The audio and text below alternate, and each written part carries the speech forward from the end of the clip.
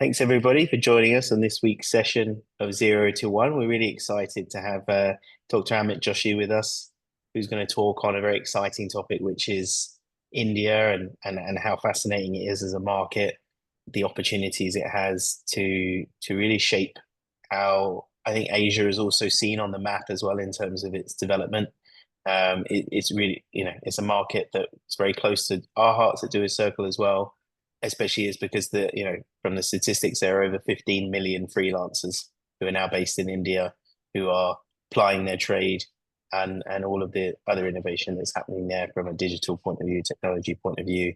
I think it's now one of the largest middle classes in the world as well. So that kind of level of wealth which is starting to happen is going to have an increase in how things develop as well. So we're really excited for you joining us today. So thanks for taking the time.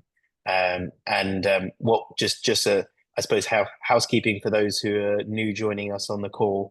Amit's going to share some slides and some information. And of course, if you've got questions, please do put the questions in the Q&A using the button at the bottom, the Q&A button. And then we'll have some time after the slides to go through some of those questions. I know that Yasis and I also probably got a couple of questions that we're keen to ask you as well. But yeah, we'll get started without further ado. So thanks, whenever you're ready. So thank you, Jamie, and thank you, Yasis, for inviting me to this Doerscircle's talk series. And I'm really excited to share the insights on India's growth story. And I think my profile has already been shared with the people and participants. So I think I'll not get into that, and I'll just start beginning with the presentation. So I'm just sharing down the presentation. Are you able to see, guys? Yep. So unlocking India's growth story in the future of work. So India is a very different kind of country, and we as 1.4 billion people are a huge market for many, many countries across the globe. So we feel in a very different way when the growth stories is written for India, and how entrepreneurship has changed over the time in last 2 to 3 decades, how startups have evolved, how SMEs are playing an important role in India's growth story. I'll be covering step by step everything. So starting with that, how things and emergence of early startup in the foundation years were. So basically, the startup culture in India came into around 2000s, and with very early startups, like two of these startups I have mentioned here, that is Make My Trip was a very, very early startup. It was an online travel agency which pioneered online flight and travel bookings for Indian consumers, and it is now a more than $1 billion worth company. So you can see how the progression of this startup culture has evolved. And believe me, today India have more than 100 successful startups. Maybe among them there are few of the unicorns as well. I'll be speaking about one by one. But why this startups and what benefit they gave in the last 2 decades to the consumers of India and the other world. So these emergence of early tech services provided an initial growth to IT services and outsourcing companies in India. And rather than focusing on traditional sectors, it provided a service-based industry to enable IT in the environment. And today, what we can see, we are moving from information technology to the AI world, and how things have been changing. We can progress, we can see our own way, and we can assume that. So moving from there to the next generation, that in from 2005 to 2010 also there were a lot of startups waves which were coming in. So in India we call it as a first wave of growth, where actually these startups expanded and contributed to India's growth story. So few of them startups, again I have mentioned here, that is Flipkart and Zomato. These startups I'm mentioning because today's generation, and when anybody listens this talk, can relate that how India's growth story was written, because these startups are live today also. There are a lot of startups which dumped down due to various issues they were facing, maybe scarcity of funds, maybe the consumers, maybe other things, but these startups have really built India's growth story.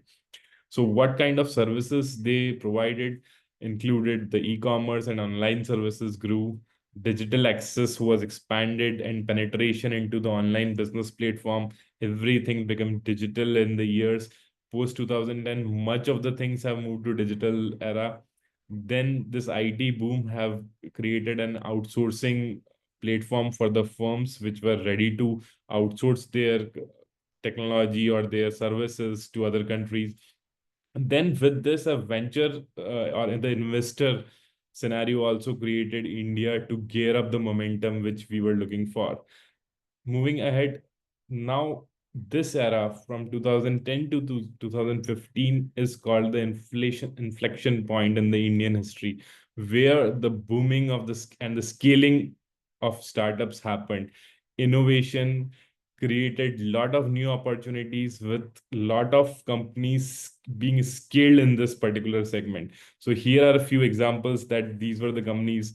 Paytm, which was founded in 2010, then Swiggy, which was founded in 14, and Oyo Rooms in 13. So these companies, if you imagine today, they are in different segments. Like Paytm is in fintech, which carries a valuation of almost 55,000 crores today, maybe nearly around 6.5 billion US dollars.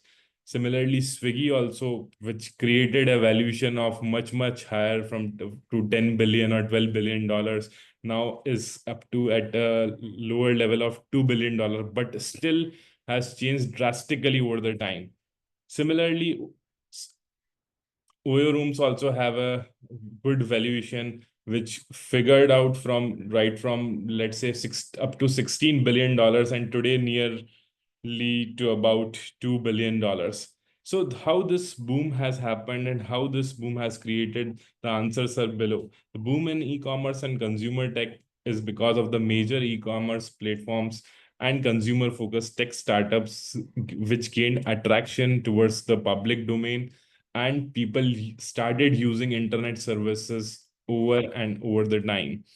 Again, because of the global investment coming in starting during this period, lot of investments were made to this and making this era from 2010 to 15 into a global economic zone where Indian unicorns were created.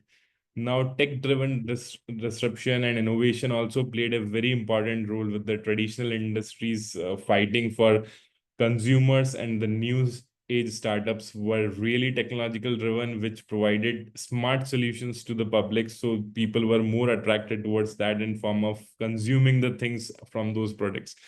Supportive ecosystem, government policies and tax also changed the scenario, which helped these startups to scale and progress in India. Now, this is expansion and ecosystem development doesn't only created just because of the government policies, but also due to the consumer attracted businesses. Again, a very important business which emerged during this was e-commerce and fintech, which really changed the entire ecosystem in India when India was globally recognized, globally people as investors came in this particular period. It was the period of 2015 to 20. Some of the startups, again, here I have mentioned that this is Cred, which has a $4 billion valuation today. Then there is a Udan, which is again an e-commerce company. It has $1.8 billion valuation. And then it's a sustainable startup, Mama Earth, which provides some different products for personal cares. Its valuation is also $1.2 billion. So this era in this 2015 to 20 also emerged out to be very high.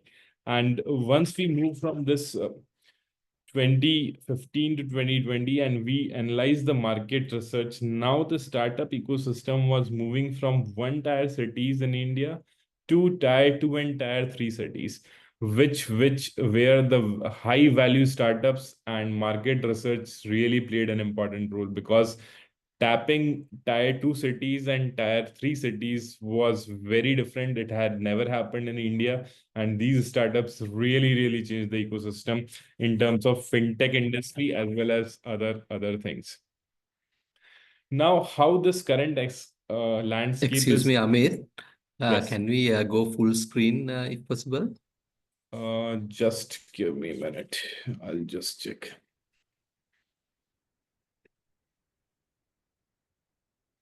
I'll just again reshare it. Yeah.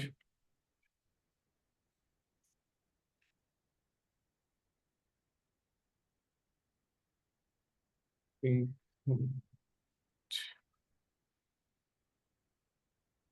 You don't see the option, that's fine as well. Yeah, Just because because of the recording. PD. Yeah. It should be at the top left. I think at the top left there should be a green button. Maximize this one. Is it better? Yeah, better, I think. Yeah. Oh yeah, Current. there's a drop down just next to the future of work PDF, name of Okay. the file. I, But from here, I don't think it will happen. maybe hide sidebar. Yeah, fine. This looks more good. Okay, Yeah, perfect. good. Thank you, Amit. Yeah. Sorry for disturbing. No, that's okay. So, we were talking about the current landscape, and this era is from 2020 to 2025, where the Indian startup ecosystem is changing drastically, where the quick commerce industry is really booming. In last 3 years, new platform game Zepto, which changed the whole scenario, and with a valuation of $5 billion in just 3 years of its inception, has changed all the ball game and have compelled other companies to come to quick commerce business. We can see the Blinkit, we can see Swiggy, we can see much more of Tata Alliance, Big Basket. Everyone is coming into quick commerce because this industry has evolved in a very short span of time and has affected millions and millions of people in India, where service industry is, they feel, is really important to change the ecosystem. So this is one example that how the landscape is changing. Quick commerce is targeted to create almost 100 billion industry in next 5 years. So I think it's more prospective in India. Quick commerce industry was adopted in various other countries as well, but maybe due to some consumer issues or anything, it was not progressed or boomed much. But India has a prospective landscape where consumer industry is so smart that they are using digital services to adopt these kind of platforms. And even when we talk in the age groups, so it's not only that young India is using, but the people from 40 age of 40, 50, 60 are also using the smart technologies or the smart quick commerce app to buy their products and everything. So the landscape is changing, and so we are.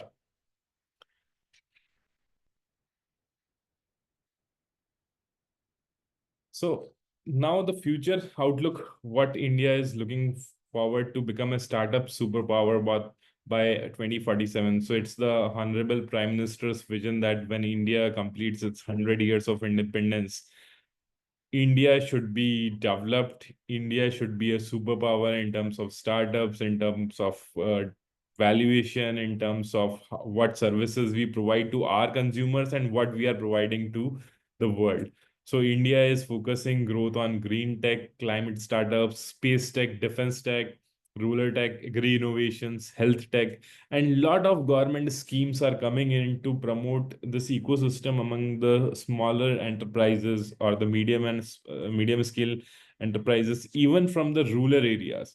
So this vision of our prime minister is really changing the growth era and this growth segment, and we will see lot of new innovations coming in the journey of this achieving 2047 goal.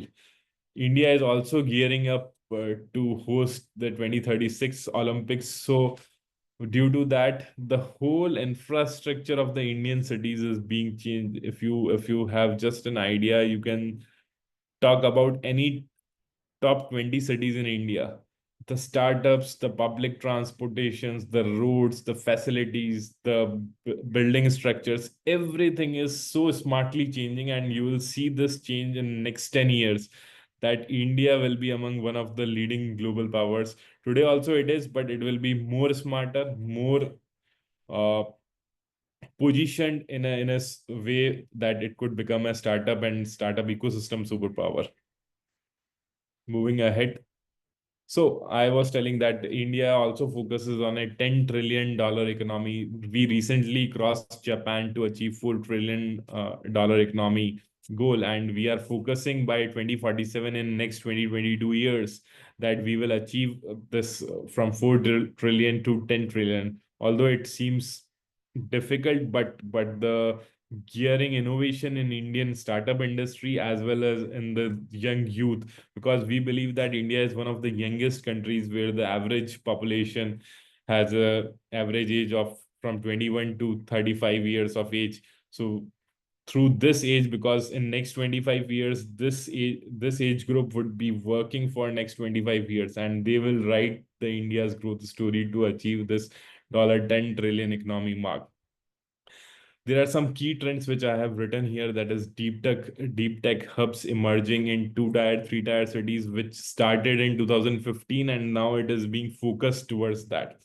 Surge in founders under 25. So I have given an example of Zepto. So there are two founders of Zepto. Both of them were under 25 when they started it. So this culture is also evolving, that rather than just having a basic education and then going to solve the problems in India and the community. So I think this trend is also booming up. Border startup addressing global markets. There are times when we see innovations happening cross borders, and we bring those innovations with different vision to our Indian market, and that's how the challenges are being addressed. And quick commerce industry is such one example I can tell you. Now this rise of sovereign backed up VC and PE funds. So you can imagine that with the booming and with the positive environment created by the Indian ecosystem as well as the government departments, that the policies of Indian startup ecosystem has become so liberal that in people investing from foreign countries or HNIs, their pathways to get their money back have really eased this investment scenario. So more the pathway is easier, more investment is subjected to come to this uh, era. And then if we talk about India 2047 goals, we have 100,000 DPIIT recognized startups. If those who don't know about DPIIT, is Department of Promotion of Industry and Internal Trade, which is focusing on recognizing startups, creating unicorns, not only in form of finances, but in form of newer innovations and technologies. The major focus and the major contribution today when we talk in 2025 is in AI, EVs, semiconductors, and bioeconomic foods, bioeconomy. Plus, there is another segment that is of food, and our economy is moving from food to fuel. That how from the byproducts of the food or the wastage of the food, how fuel can be geared up, and how this fuel can be used to energize our resources, maybe the vehicles, maybe the plants, maybe the factories, maybe the industries, whatever. So this is another new innovation which is happening in India to achieve the 2047 goals. India as a global launchpad for frontier technologies. Definitely, this is no doubt that we have become a global launchpad. Another reason for being a global launchpad is already Indian people are working across the globe, and they are heading the companies, heading IT companies, heading different startups across the globe, and they are using those frontier technologies, and they are becoming a launchpad from India as well now. Because I personally believe that there was a time when people were moving just because of job. Now there is a time India is getting back those people with newer technologies being invested into the Indian economy and Indian ecosystem. So I think next century, the next 2 decades, people will be moving back to India with their own visions and with their own technology, newer technologies adopted in different countries, and will make India progressive and prosperous more effectively. So how India is building a sustainable business model, and sustainability, we believe, is not just about funding, but it is about the strong foundations we lay and the principles we work with, because we know we are facing climate crisis. There are sustainable development goals which are being started in 2015, and now it is till 2030. Still in 2025, we believe that we have only achieved 20 to 25% what United Nations decided to achieve. And it's a long journey to go. And I think if sustainable businesses are created, automatically these goals would be achieved. Now, how this culture and innovation is changing the scenarios. So, what all factors are affecting that India's growth story? So, these are few points that I want to pick up. I picked it up and I just want to highlight. That is, one is the team and the talent. So, in India, we believe that we have a skilled, motivated, and mission-aligned task force where people at education level, or you can say in the high schools, are taught about the skills, because now the economy or the education system, I'll talk about education system also in India, how it is changing. But the now the education system is becoming skill based. It's not only about degrees, it is about skill what you learn. Next is the market fit. So we are now trying to solve real problems which are in long term demand. Another is innovation culture, which is evolving with the tech and consumer trends changing across India, and how the consumers are reacting to different services and product lifestyles. Financial discipline. Earlier, financial discipline was not so prominent among youth, but now if you talk about the Indian youth who is from 20 age of 18 to age of 25, they are more interested into economics of India, that how revenue is being generated, what are the valuations, because of whole of this startup culture, because this has boomed the lifestyle of Indians. And those who are into businesses, maybe small scale, maybe large scale businesses, even MSMEs or even rural founders, they know the importance of how valuation has changed, and this trust has created a lot of impact on the foreign, on the Indian policies as well. Last is the adaptability. So it is resilience during market and policy shocks. So sometimes it happens with every state or every country, that there are some policies which are in favor of the ecosystem, industry ecosystem, and there are some policies which are not so favorable, but still not so bad.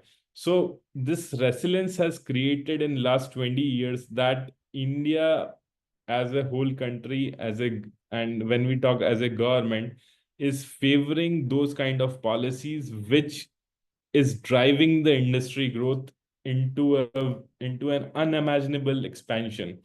And that's what we are looking forward to 2047 vision. Then I have just put here to one or two of the case studies, because these were the very early stage startups started from 1996. So this Zoho, everyone knows today, this Zoho company has a valuation of almost $3.3 billion today, but they have a strong product, customer focus, and rural India. In rural India, they emerged in a very different country. Today, it's a global revenue-based model in 180 countries, 90% of workforce trained in-house in Zoho schools.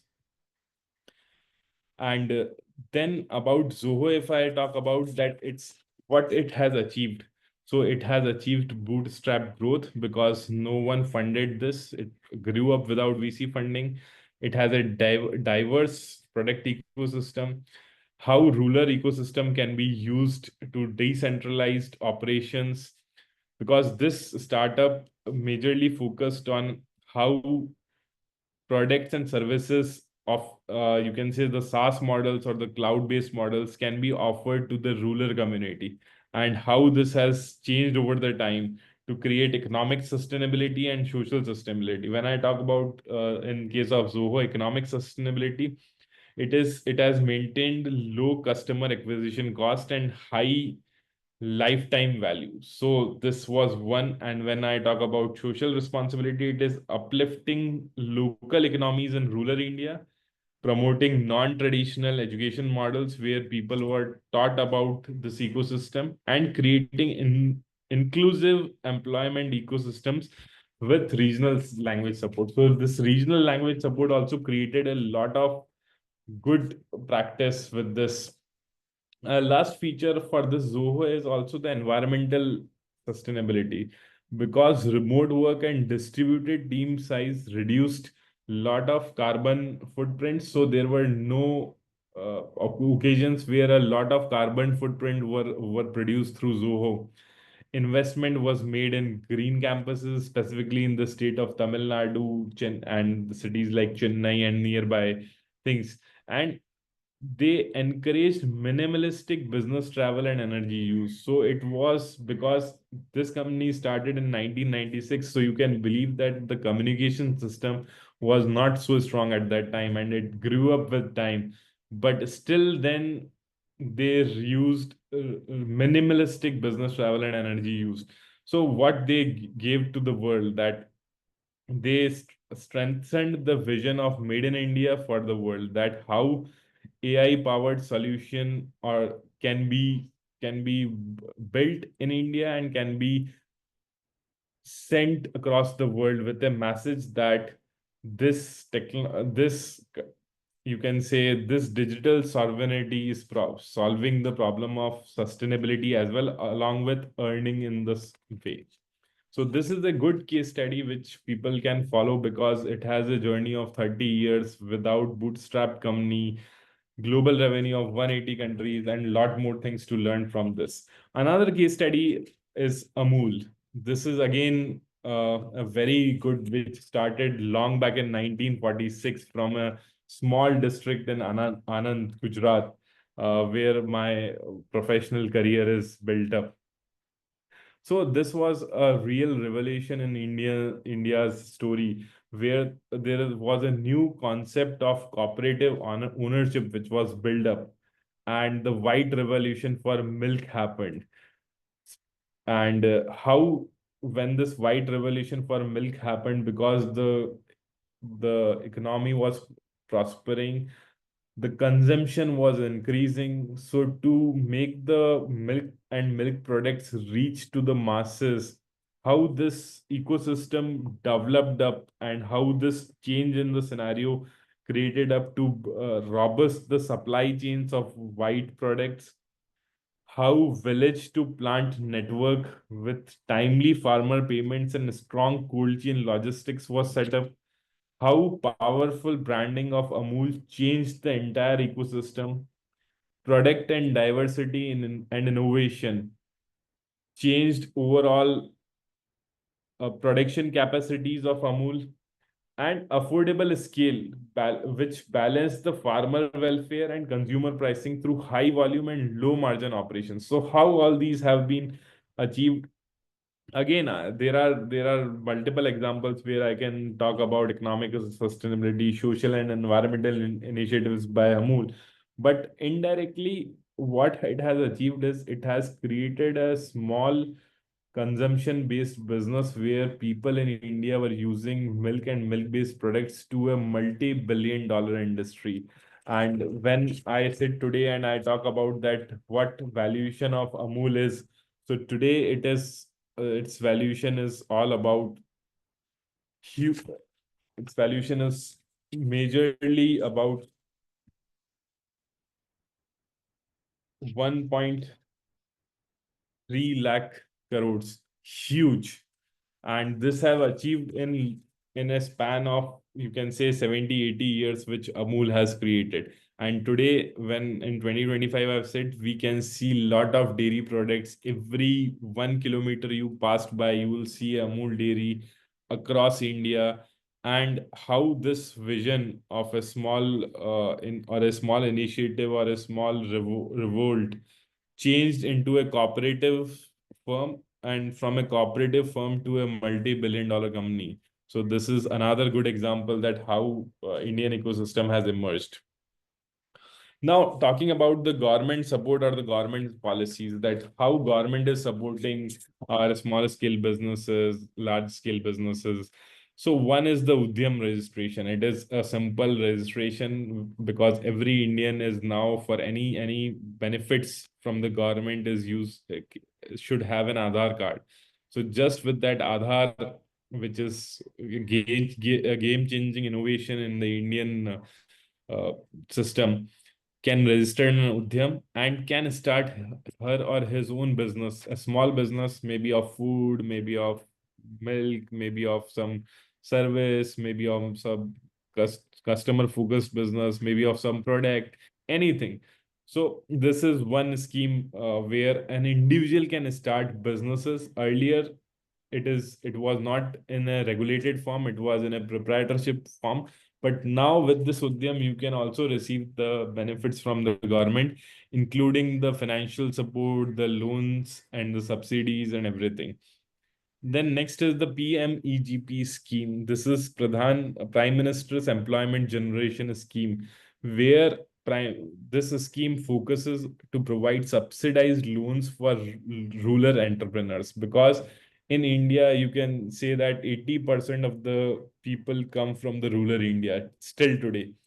And if we can generate employment for those rural Indian people, it will change the ecosystem to achieve our goals for 2047. So this scheme is focusing on that. Then next scheme is the credit guarantee fund. So this credit guarantee fund trust for micro and small enterprises, CGTMSC scheme, is again a government of India scheme which provides collateral free credit up to 2 crores. So this scheme is clubbed with another scheme which where the credit funding up to 10 lakhs is without collateral free, from 10 lakhs to 1 crore with some collateral, and then up to 2 crores with. And there is government interference which provides a surety that no collateral in form of land or any asset should be deposited to the bank to have that scheme. So this is one major important scheme which is helping entrepreneurs to develop their products and develop. Another is digital MSME program.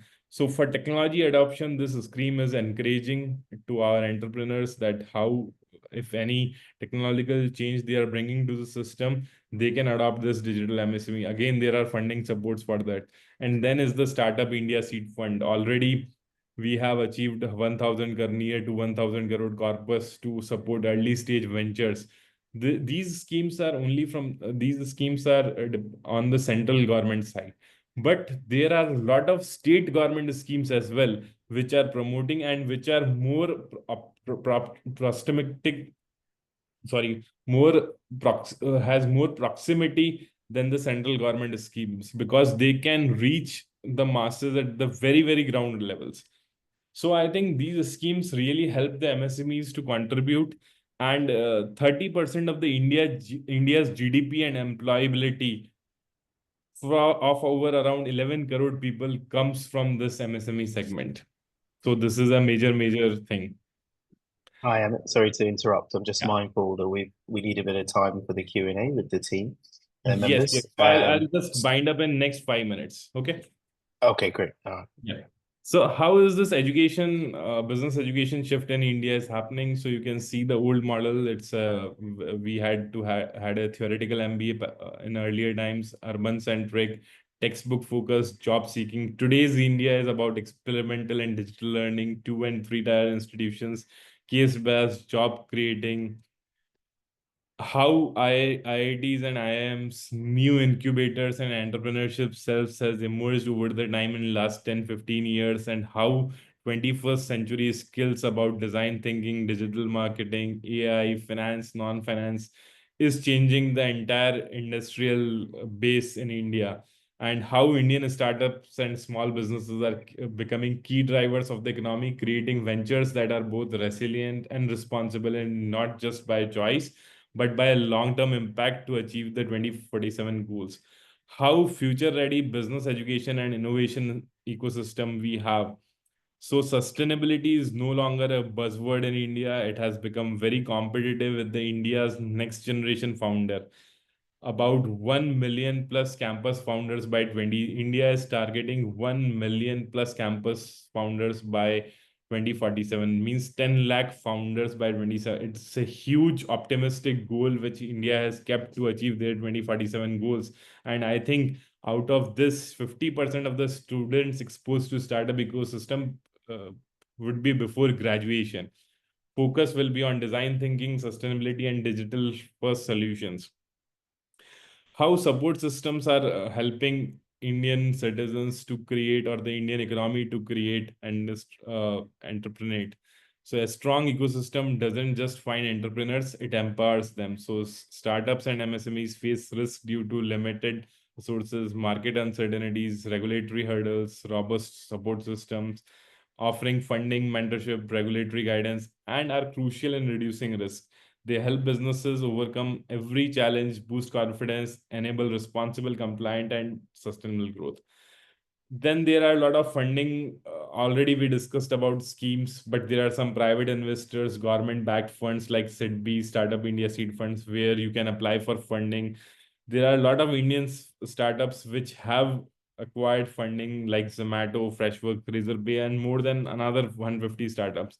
Now, what are the importance of public company? Because these seed funds are not only enough to sustain a startup. Sometimes they have to go public and they have to raise capital. And these examples you can see like Infosys, Reliance, they created startup accelerators, a separate kind of early stage ventures fund, which provides the startup. And examples like Zomato, Tata Digital, which have gone public to create that opportunities.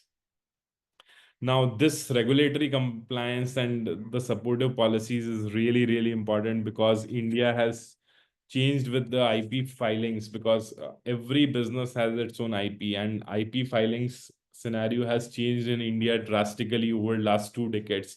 Now the to get for getting an IP, the time has reduced from earlier 3, 4, 5 years to now just 6 to 8 months, and this is more conveniencing with the times to come. And I think there will be a time when in next 2 to 3 months only you can get an IP back.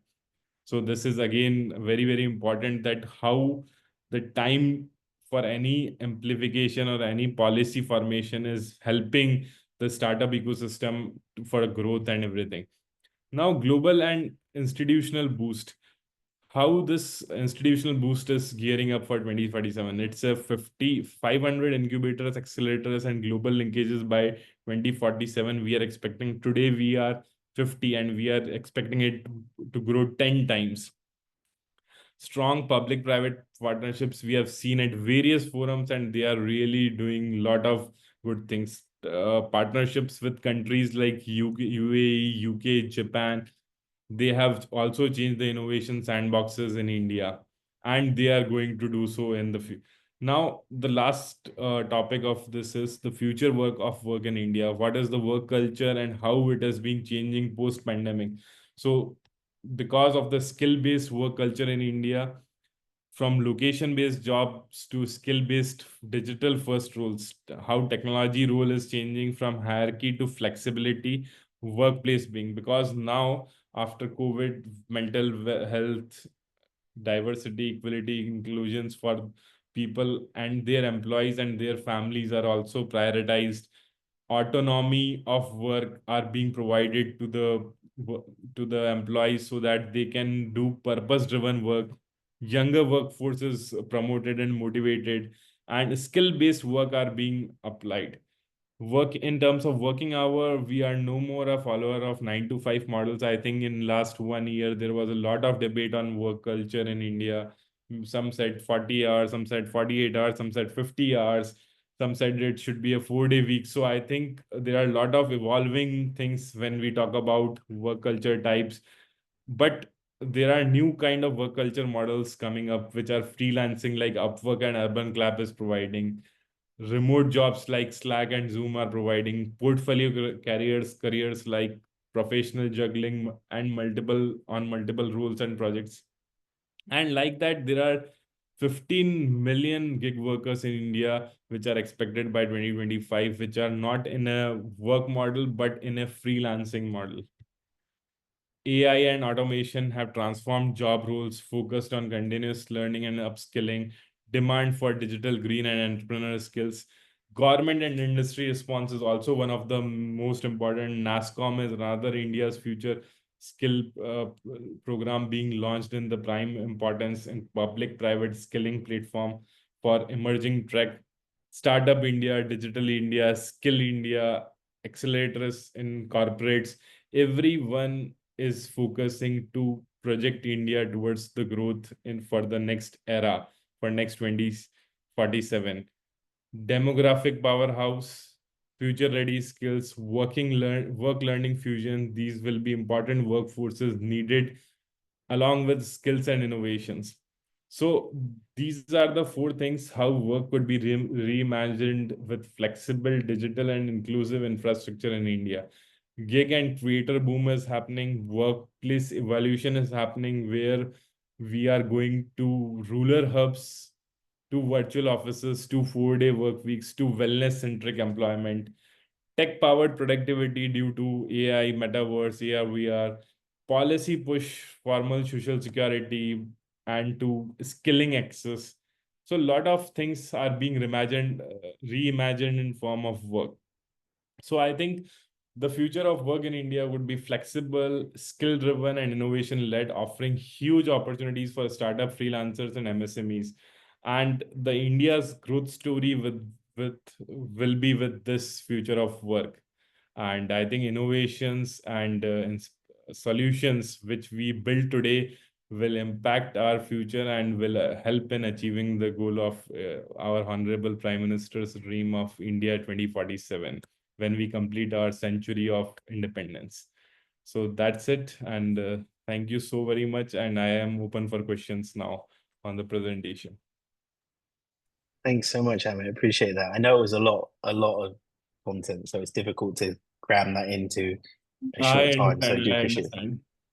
Yeah, but we've got some questions, Yes, I'll interesting just ones.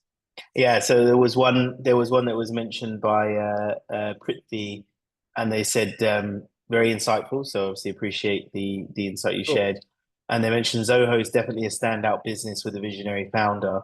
But they said, what do you think about the recent comments by the Minister Piyush calling for startup founders, maybe copying a lot of Western startups, and I think there was a comment that said like, are we just creating an environment of delivery boys and delivery girls and things like that. So I guess it's like, where do you see the environment being able to shift and innovate? I mean, you've showed some examples already of like plans to change that from a working point of view, but just your kind of personal point of view on those sorts of comments. yeah, I think in the last month this was a huge buzz with the Indian ecosystem also, and a lot of founders also talked about it. But the reality is it's not just about it is just 0.1% of the workforce which is engaged in that particular kind of work. But India is so huge and so big, and not only with this delivery boys or girls, India has achieved a lot in fintech, lot in other sectors as well. So I think the message was clear that India should focus on other sectors more to create more employable jobs rather than just creating a small workforce which is focused on this. Because in last 4 to 5 years, I told you that quick commerce industry has changed and we will need more kind of such workforce. But how this delivery workforce also can be engaged with AI, can be engaged with betterment of and can be engaged in learning new skills where they can even fly drones. The usage of this skill set could be huge, and it's unimaginable. So I think the Indian startup industry is now working on the effects that how this workforce which has been built for just delivering can be reused and reinitialized in various other forms, plus developing India to a very, very different level. Another question I can see is there, what are the some of the newer startups that you would think would inspire foreign talent to take up roles in India? Are there any benefits initiative of foreign companies who? So I already told that Indian people are returning back to India after settling down for generational things in the foreign. I'll talk about two founders from Zepto. They are actually not from India. They have their lives born and brought up in UAE. They came back to India to resolve a technical problem in India that was quick commerce, and they brought quick commerce to India. So Indian ecosystem is so ready, and they are welcoming foreign nationals to come to India to set up the things and to create Indian economy into a very different zoners. Even if we talk about employees, they are really, really most welcome. You go to state of Rajasthan, you go to state of Gujarat, you will find lot Japanese people working there, lot Korean people working there with their whole ecosystem, their schools, their hospitals, their work culture, everything is there. So India is always open for such kind of things. And then the second question you might have seen as well, which is why 2047? I think you maybe answered it in the end because I think you said it was going to be a century since then. But I So guess 20, maybe the subtext of that is what's going to happen between then, because we're still talking maybe what 20 years from now in that sense. So So I think 2047 is all about the India's 100 years celebration of India's 100 years of independence. And I think India is at a verge now to become a global superpower very, very soon. But because of the huge consumers in India, huge population in India, we need lot of new resources which should come to India and could create lot of new opportunities so that whole of our population can become prosperous. So our honorable Prime Minister's vision with this timeline is by 2047 they have set up goals that we have to achieve this like 10 trillion economy is just one of them. It's not the huge scenario.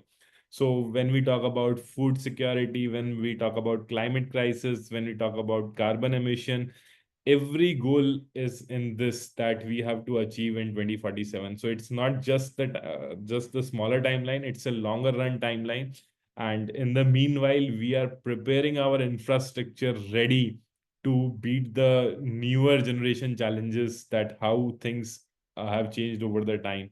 And you will not imagine, and if you come to India after 10 years, you will see the city infrastructure totally change which you have seen last 10 years before.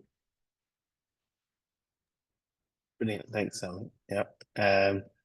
Yasis, did you have any questions on your side? I think there was one you had.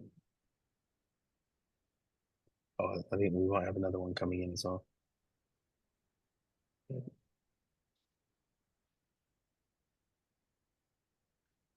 Yeah, I guess just while that question is coming in, one of the things I was thinking about a little bit as well is, as you know, we're trying to help as many independent doers in India as we can, I guess, in that sense. So based on what you showed, there's definitely government support, there are incubators, accelerators, things like that. Where would be a good place to start if you were a budding entrepreneur or someone who's, say, a freelancer based in India and they're looking to build perhaps more of a community or get access to support in that sense, because they could go a lot of different places. Yeah. So what I think in perspective of doers, individual doers, that there are a lot of problems still have India has, and in the next two decades, our objective is to resolve those problems at rural levels, ground levels. So I think there is with this digital divergence happening in India and the connectivity so well connected, and you stay at any place in India, maybe a rural area, maybe a smart city, maybe the top level, maybe in bureaucracy, anything. So it's not that you have to be at one place to get those benefits, to get those people connected. You can be start from anywhere. Just the basic thing you need to have is an idea to resolve a problem in your surroundings. And if you have that smart idea, I think people will come to you. You don't need to go anywhere. So that's my perspective for that. Amit, question from my end. India, as you said, is a huge country with a huge population, right? And the fact that this has moved to tier 3 cities, tier 4 cities, very rural areas where people can actually work from home, from their own home, is a great thing, right? Because they are now connected to the economy. They can work from wherever they are, and they can make money. They can be Yeah. part of the economy, which is a great thing, right? At the same time, as you scale, quality also could become a problem, like because you're actually providing skills to the world in that sense, right? So I guess you are also touching on the education system to some extent, and we ran out of time. What are your thoughts on the education system's evolution that may need to happen, and the quality check process in that sense? Say if someone hires five developers as freelancers from India, like are they getting the right quality? Or if they hire 10 data entry operators more in the BPO side of things, like more lower end, is Correct. it the right quality? I guess you're getting what I'm trying to say in terms of Yes. quality assurance as you scale. So in my perspectives, see, after coming in of the new education policy 2020 in India, the skill-based education at higher education level has really created new opportunities, because earlier there was a set pattern of the Indian education that you have to do this degree with this much courses. Now, after 2020 policy emerging into the Indian educational ecosystem, there are no such needs that you have to study this only. If you are doing an BTech in IT, still in that you have a lot of choices that what you want to study. You want to go into machine learning, you want to go into deep tech, you want to go into various other fields. So it's not about, it's about choice based learning now. So when it comes to choice based learning, it's always skills. It is not no more an education. Plus, you have lot of things like SWAM courses where upskilling is being performed with the Indian new generational entrepreneurs that who are going to be entrepreneurs. Because I use one statement that 1 million plus startup founders are being expected by 2047.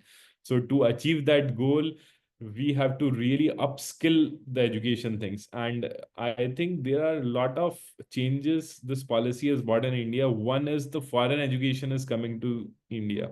Earlier, there was no foreign university set up in India. If you see in last 2 to 3 years, I think 4 to 5 universities have set up their campuses, providing the type of education they used to provide in the West or the East. So few universities from Australia, 1 or 2 universities from UK has come up, 1 or 2 universities from US are being established. So all things are changing accordingly, that we want to create that ecosystem which will cater that skill based environment. And once this is done in another next 5 years, then after 2030, if you will talk about that which kind of freelancers you need, they will be skill ready. And that's how we can achieve that goal of 1 million startup founders by 2047.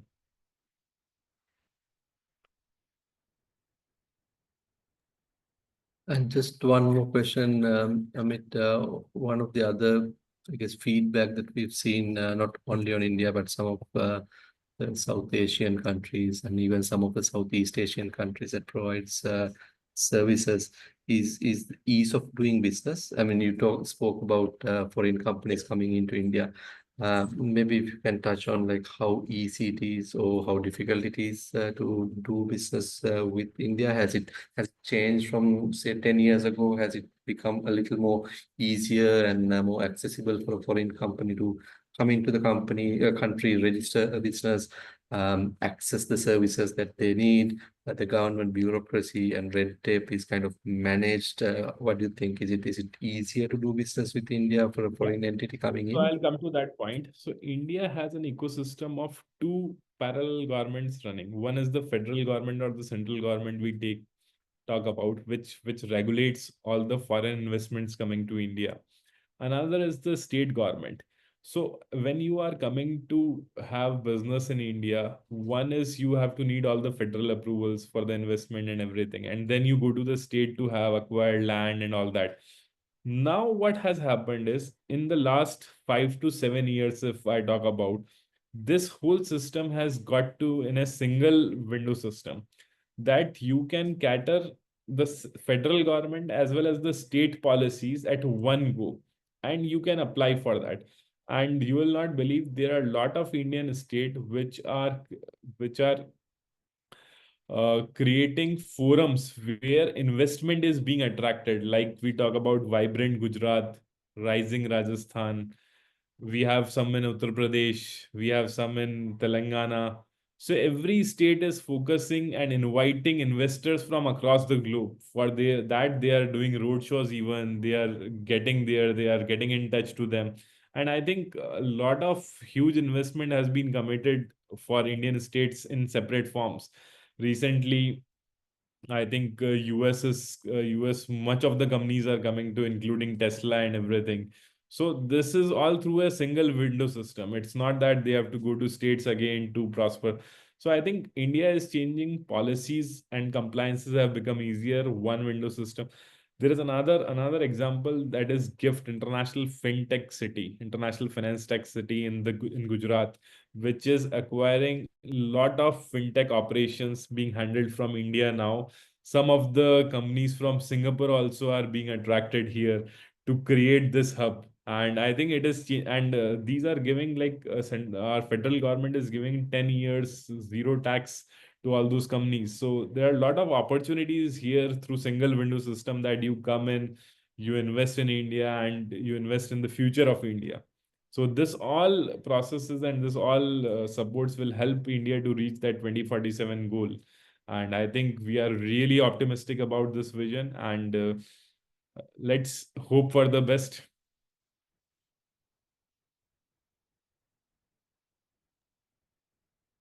Yeah, mate.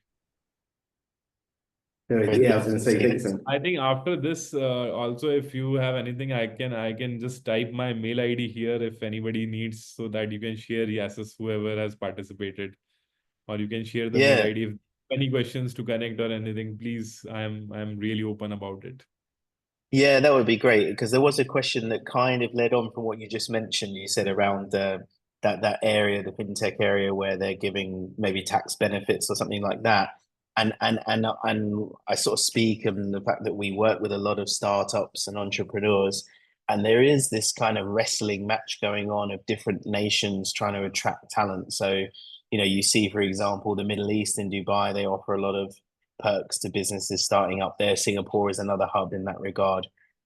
Even places like Thailand, Yeah. where people get long-term visas and things like that if they can show their business ideas. So outside of what you mentioned on the specific fintech one, are there other benefits in initiatives that foreign companies could look at? So, as a way to attract them over to India as well. Like, is it to do with maybe like ease of setting up the business or work permits or tax incentives and so on? Correct. So, when we talk about this work permits or taxes, I think that is also again in a federal system now. It's not that state as is taking any taxes, and there are special economic zones being formed in different state at different levels, where investors can come in for, let's say, for a period of a decade or so, they are tax free. So I think this will boost investment into the state as well as into the country from NRIs as well. I think India's capital market is also booming in respect with a lot of HNI's investment, and I think it will boost up to in a very different scenario in next decade. So Brilliant. Yeah, thank you for that. And yeah, I know we'll definitely have to continue the conversation as well because there's just so much happening, and of course, like we're all keenly keeping our eye to see how things develop over the next sort of months and years as yes. well. Yeah, so thank you again for joining us, and thanks for sharing your contact info down there. Yeah, I just Just dropped my email ID, and I look forward to hear back from you. Any feedbacks or anything, or anything want to be discussed, please let me know. I'm really open about it. And thanks, Thanks. yeah, Yeah, we will for sure. again for this opportunity to speak about this really topic, which is really closed, because we work in the chamber, and chamber's objective is to fulfill the government policies and to make it reach to the last man in the country. So that's what we are building also. So it's a similar vision which we also go for our organizations. So I think it was a win-win situation for me to speak about it. Brilliant. Yeah, thank you so much. Yeah. Yeah. I'm just going to wrap up just by reminding those on the call as well. I know we've gone over a couple of minutes, but just to let them know about also what's coming up next week, because Yeah. we have these weekly events, and there's always different topics for different requirements and things like that. And I think maybe what I've just mentioned before we do is that we're going to start to have more India specific events as well, because that's a big market focus for us as well in terms of growing the member base out there, and there'll be a little bit more to come. So keep your eyes peeled on that in that regard. But I'll just quickly share my screen and show you a little bit about next week's session. So we have a session with Ben Gallagher, who's one of the founders at Full Scope Freelancer. So he has been building a business as a solopreneur, and he's got a system now which can help you get started as a solopreneur as well. So we know sometimes you might not be in the business right now of creating a whole company, or maybe not as established as some of maybe SMEs and such. So this is a way that you can start a little bit smarter as well. So if you're interested in that, we'll share the link. There should be an email that's gone around as well this afternoon. So please do join us for that one next week if possible. But yeah, looking forward to keeping the conversation going. Thanks again, Amit, and we appreciate you Thank you. spending the time with us. Thank you very much, Amit. Thank you, Jesus. Thank you, Jamie. Thanks. Thanks. Bye. Bye.